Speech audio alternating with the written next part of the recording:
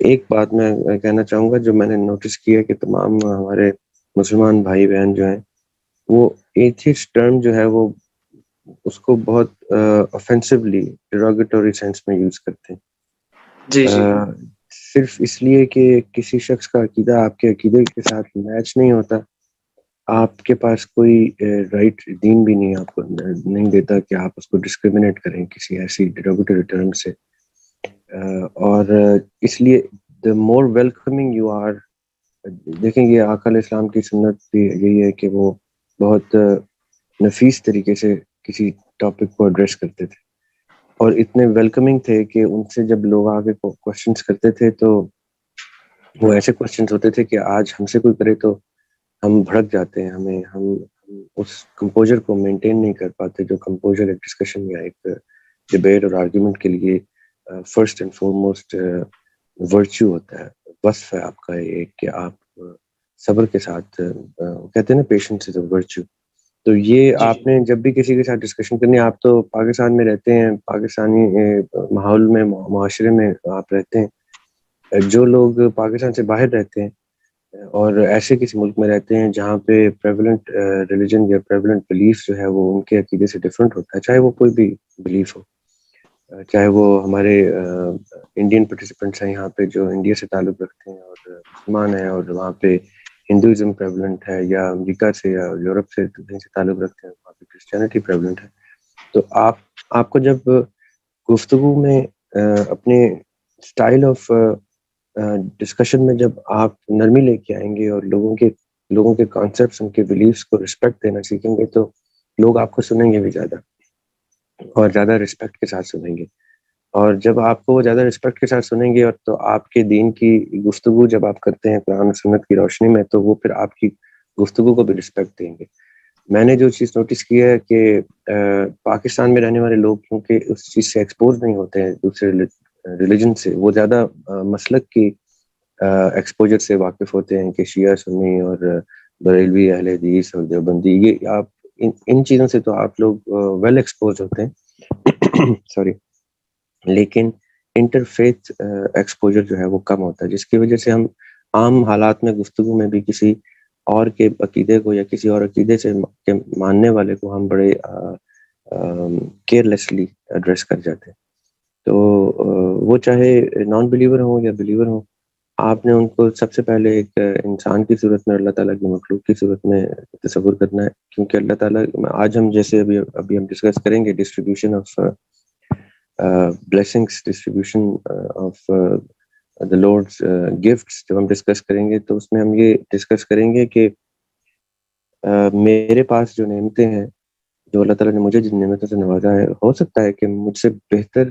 کہنے کو by definition مجھ سے بہتر نعمتوں سے کسی نان بلیور کو نوازا ہو. اور وہ کیوں ایسا ہے؟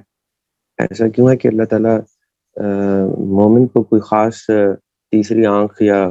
ایڈیشنل پاور یا کوئی لیبل اور یہاں کچھ چمکتا ہوا اللہ اوپر لکھا ہوا لے کے کیوں نہیں پیدا کرتا اللہ تعالیٰ؟ کیونکہ وہ سب کو ایز مومن ہی پیدا کرتا ہے دنیا. وہ تو لیٹر ہم جس معاشرے میں، جس گھر میں، جس ماحول میں پرورش پاتے ہیں تو نیچرلی ہم اس روش پہ چل پڑتے ہیں، چاہے وہ مسلمان ہیں، چاہے وہ نان مسلم ہیں، چاہے وہ مسلمانوں میں پھر فردر کوئی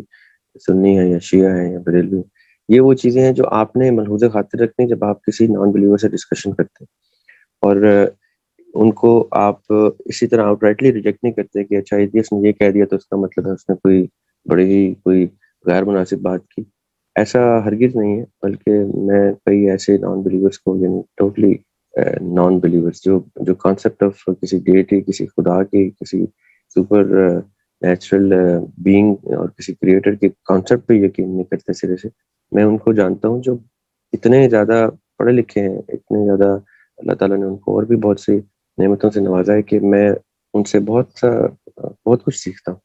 یعنی ایسا کچھ بھی سیکھتا ہوں جو میرے سبجیکٹ سے ریلیٹڈ بھی نہیں ہے، جو میں نے کبھی میرے تجربے تجزیے میں نہیں جو چیز آئی وہ ان سے میں سیکھتا ہوں. اور یہی ان سے سیکھنے کی وجہ ہوتی ہے کہ پھر میں جب کوئی چیز بیان کرتا ہوں تو وہ اس کو بھی اسی رسپیکٹ سے سنتے ہیں اور سمجھتے ہیں، بھلے وہ at the end of the argument, at the end of the discussion وہ اس کا ان کے اوپر ویزیبل کوئی اثر نہیں ہوتا، لیکن آئی ایم پریٹی شیور کہ جب آپ اللہ تعالیٰ کا میسج کسی کے کراس کرتے ہیں تو وہ اس کے اندر رہ جاتا ہے. اور کب اللہ تعالیٰ اس میسج کو پھر internally with in system translate کر کے اس کی اپنی زبان میں اس کی ایکسیپٹنس کی طرف لے جاتے ہیں، یہ اللہ تعالیٰ کا پروگرام ہے. یہ اللہ تعالیٰ نے اپنے تک رکھا ہے. آقا علیہ السلام کو بھی کہہ دیتے تھے اللہ تعالیٰ کی فلاں جگہ پہ مت جاؤ، فلاں لوگوں کو مت تبلیغ کرو، میں نے ان کے دلوں پہ مہرے لگا دی. وہ ڈائریکٹلی کہہ دیتے تھے اور آؤٹ رائٹلی ان کو منع کرتے تھے. اور وہ الگ بات ہے کہ ہمارے آقا علیہ السلام اتنے لوگوں کے ساتھ رحمت بن کے لوگوں کے لیے آئے تھے، تو وہ اتنا ڈیووٹڈ ڈیڈیکیٹڈ تھے کہ وہ کہتے تھے میں تو پھر بھی میسج پہنچاؤں گا، میرا تو کام میسج پہنچانا ہے، ہدایت پہنچانا آپ کا کام. ایگزیکٹلی اسی میکنزم پہ ہم نے ان سے گفتگو کرنی ہے. ہم نے ان کو ہرگز یہ نہیں کہ ہم ان کو کنونس کر کے اٹھیں، ان کو کنورٹ کر کے اٹھیں، ان کو چینج کر کے اٹھیں. جب آپ مقصد چھوٹا رکھیں گے تو آپ کو علم بھی چھوٹا ملے گا، تھوڑا ملے گا. جب آپ مقصد کو بڑا کر دیں گے تو آپ کو اللہ تعالیٰ علم اور آپ کو اللہ تعالیٰ وہ فہم و فراست بھی آپ کی وسیع کر دیں گے. آپ کا مقصد ہرگز کسی ایک شخص کو یا کسی ایک طبقے کو یا کسی ایک عقیدے کو کنورٹ یا کنوینس کرنا نہیں ہونا چاہیے. آپ کا مقصد ہونا چاہیے کہ میرے پاس اللہ تعالیٰ کا کوئی میسج آیا، مجھے وہ چاہے